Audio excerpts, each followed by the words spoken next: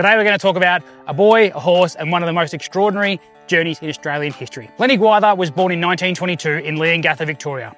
He grew up on a small farm, loved horses and his life on that farm. For his second birthday, his grandfather gave him a chestnut gelding he named Ginger Mick. In 1932, when Lenny was just 9, his father broke his leg in a farming accident. And for weeks, Lenny stepped up, running the farm alongside his mother, feeding stock, repairing fences, doing jobs that most people today would generally struggle with. When his father finally recovered, he told Lenny he could have a reward for everything he'd done to keep the farm going. Now, most kids might have asked for a bike, toys, or something for themselves, not Lenny. Instead, he asked if he could ride his horse to Sydney to see the opening of the Sydney Harbour Bridge. Now, this sounds ridiculous for now, but in 1932, it was something else entirely. It was the hype of the time.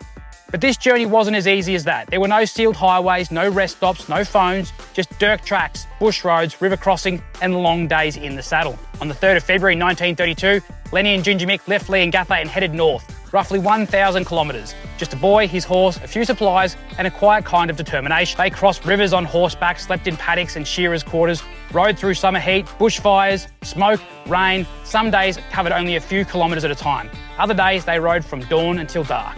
The trip took 7 weeks. They passed through town after town, Yarram, Sale, Bairnsdale, Bombala, Cooma, Canberra, and everywhere the story grew. People offered food, money, beds, sometimes for a place to rest their heads. Newspapers began running his photo and he became as the boy who was riding to Sydney. By the time they reached Canberra, Lenny was invited to Parliament House for afternoon tea with the Prime Minister, Joseph Lyons.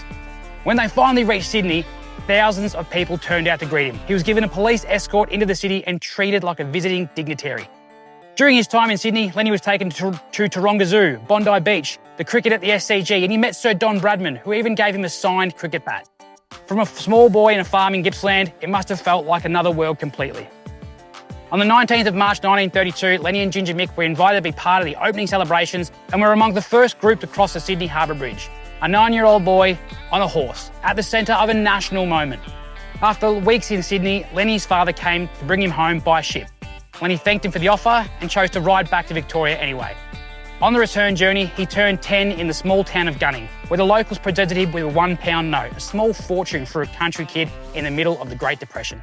When they finally returned back to Leongatha, the town gathered to welcome him, and then life just quietly went on. Lenny later grew up and served World War II in the Pacific Theatre, got married, raised a family, and lived a steady working life. But that journey never faded from the nation's memory.